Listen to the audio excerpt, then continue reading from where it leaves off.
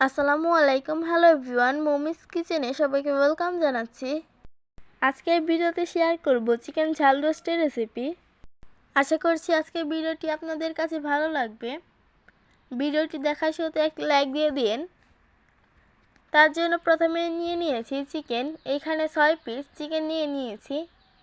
তারপর এগুলোকে পরিষ্কার করে ধুয়ে নিয়েছি।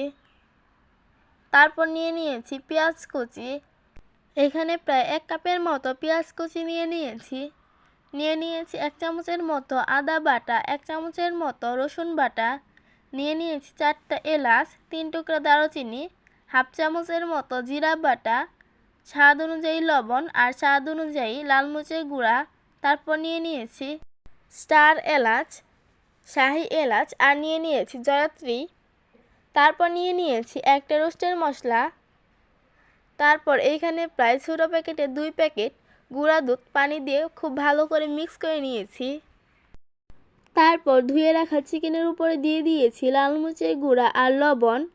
তারপর এটাকে খুব ভালো করে মাখিয়ে নিচ্ছি। মাখানো হয়ে গেলে একটি প্যানের মধ্যে দিয়ে দিচ্ছি তেল।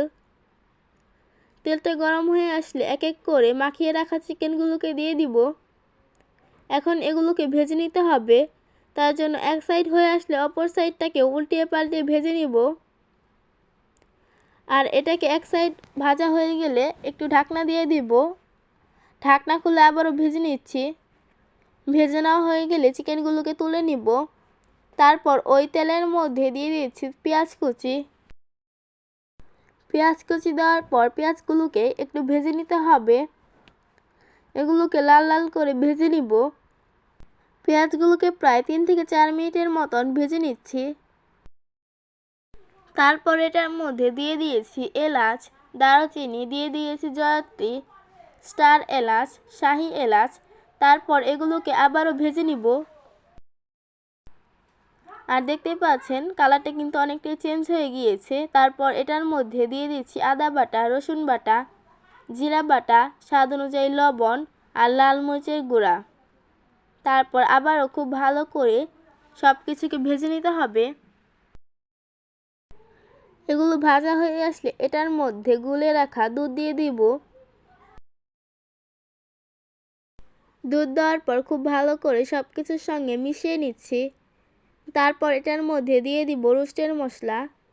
এখানে প্রায় 2 চামচের মতো রোস্টের মশলা দিয়ে দিয়েছি।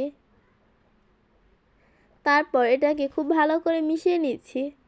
তারপর এটার মধ্যে ভেজে রাখা চিকেনগুলোকে দিয়ে দিচ্ছি। আর এখন এটার মধ্যে দিয়ে দিয়েছি পানি। পানি দেওয়ার পর খুব ভালো করে মিক্স করে নিয়েছি। তারপর এটাকে কিছুক্ষণ ঢাকনা দিয়ে রেখেছিলাম। ঢাকনা খুলে এটার মধ্যে দিয়ে দিয়েছি প্রায় 2 থেকে 3 চামচের মতো টমেটো সস। তারপর খুব ভালো করে নেড়েচেড়ে সব কিছুর সঙ্গে মিশিয়ে নিচ্ছি। টমেটো সস দেওয়ার পর 3 থেকে 4 মিনিট রান্না করলে কিন্তু এই রোস্টটা হয়ে যাবে। আর দেখতেই পাচ্ছেন রোস্টটা কিন্তু হয়ে গিয়েছে। আর দেখতে যেমন সুন্দর হয়েছিল, খেতেও কিন্তু অনেক বেশি মজা হয়েছিল।